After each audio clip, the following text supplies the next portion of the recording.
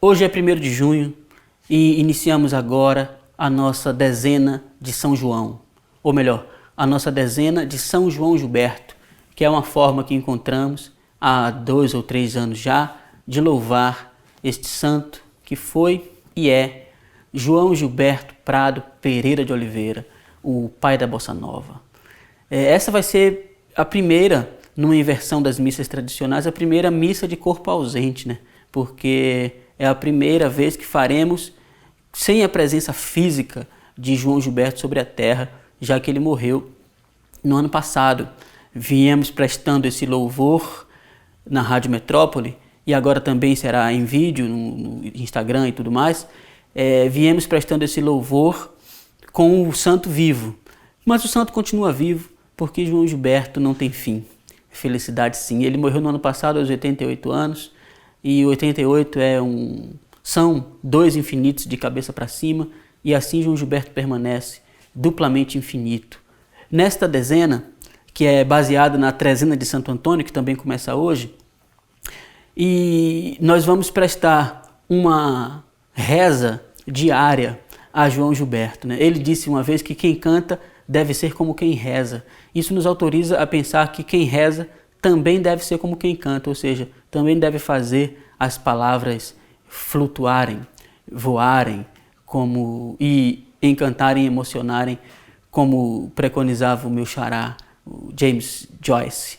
E João Gilberto é um artista da música popular que colocou a música popular assim no mapa das outras artes consideradas superiores e se coloca também no mesmo nível.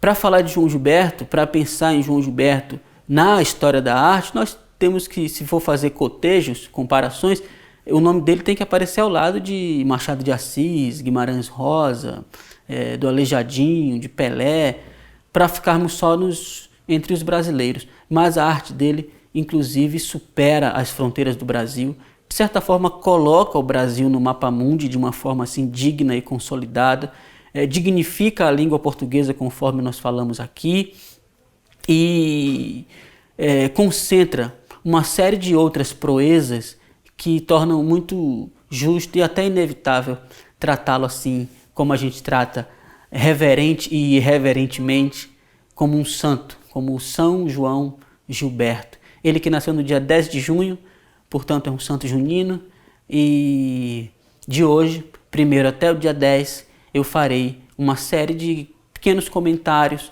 contando histórias, casos, lembrando proezas, num certo sentido apresentando João Gilberto, para quem porventura ainda não conheça, parece que o presidente da República se encaixa nesse perfil, e promovendo uma verdadeira sessão de louvor a São João. Eu falei em história, vou contar uma história rapidinha. Dizem que João... Tem uma história muito famosa de João dirigindo, que é a história de Galvão, que ele dirigia com o ouvido. Eu vou contar um pouco mais para frente, no decorrer da dezena. Agora eu lembrei de uma que tem a ver com Tuzé de Abreu, que João e Tuzé estavam passeando de carro e ouvindo música. Estava tocando um baião, muito bem tocado, muito bonito, os dois estavam empolgados. E numa determinada hora João falou para Tuzé assim: o baterista pensou em outra coisa. Quer dizer, essa concentração extrema que ele tinha quando estava entregue à música e que ele percebia nos outros, se estavam tão absortos, tão entregues ou não. A dezena começa hoje. João Gilberto merece toda a nossa atenção e louvor e por várias razões. Eu falei do idioma que ele inventou, uma espécie de idioma universal, que é a Bossa Nova, e que fez o Brasil poder se comunicar. Eu lembro dele dizendo assim: o Brasil tem uma música, não sei se a melhor música do mundo é a brasileira, mas a melhor forma de fazer música é a forma brasileira. E por causa da Bossa Nova, nós somos um país que tem voz no mundo, não somos um país calado como Honduras. E eu tive uma ocasião de testar, de comprovar esse alcance, assim, de forma bem enfática, indiscutível, quando estava tentando conversar no Pelourinho com 2 alemães, um casal de alemães. Eu não falo alemão, eles não falavam português, e a gente estava tateando em inglês e aproximações assim, muito rudimentares, a comunicação cada vez mais difícil, e eu resolvi apelar e passei a solfejar. E eles me seguiram e nós fomos mencionando a melodia da Garota de Ipanema até o final, sentindo aquele alívio assim de poder encontrar o outro. E esse encontro com o outro, muitas vezes, na história, desde 58 para cá, na história dos brasileiros, se deu através de João Gilberto, que inventou, entre outras coisas, não inventou, mas consolidou o violão brasileiro, né? Ele que é tão influente e influenciou toda uma geração, já jovenzinho, influenciou todos os seus contemporâneos, acabou influenciando também o passado, porque, como bem observou Caetano Veloso citando Borges, ele fez a gente ouvir o passado de outra forma, então ele influencia os seus antecessores, influenciou, sobretudo, os que vêm depois, inclusive o próprio Caetano, que talvez, se fosse de uma outra nacionalidade, se não tivesse o impacto da bossa nova como sua, digamos, língua mater, se dedicasse a outra linguagem. Talvez artistas como Chico Buarque e Caetano Veloso, se não fossem brasileiros, não fossem também cantores de rádio. E essa dignidade dada ao cantor de rádio, a possibilidade de fazer essa festa imodesta, nós devemos a João. E eu falei no violão brasileiro, por exemplo, Gilberto Gil é um outro caso, né? Porque Gilberto Gil é uma musicalidade muito inata, assim, eu não consigo imaginar Gilberto Gil se dedicando a outra coisa tão profundamente quanto se dedica à música, porque parece que a música sai dele de forma muito espontânea e natural, parece que a música é ele.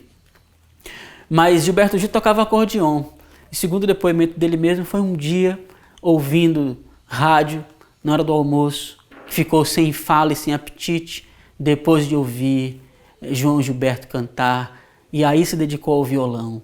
E João Gilberto realmente consolidou assim o violão, que já vinha numa tradição brasileira, mas que depois dele se torna o instrumento brasileiro por excelência. E então, para encerrar esse primeiro dia da dezena de São João e dar por abertos os trabalhos que nós seguiremos daqui para frente até o dia 10, eu quero lembrar, para mim parece como um poema, assim, uma não coincidência, mas uma epifania incrível, que João Gilberto permaneceu tocando até a morte no ano passado o seu violão brasileiro. Não estou falando das características estilísticas do violão de João Gilberto, para isso está Aderbal Duarte aí, melhor do que ninguém, explicando tintim por tintim. Eu estou falando do violão físico, do instrumento dele, o Di Giorgio Tárrega, que ele passou a tocar aí pelos anos 80, talvez esperando ele amadurecer, e se permaneceu tocando até a morte. Porque tem uma coisa curiosa, grandes violonistas, né, grandes ases do violão, os super virtuosos, em geral têm seus violões personalizados, né? O João Bosco tem o violão feito para ele, enfim, geralmente é assim, Yamandu tem um luthier, ou um lutaio, né? A palavra da língua portuguesa para luthier é lutaio, que faz o violão sob medida.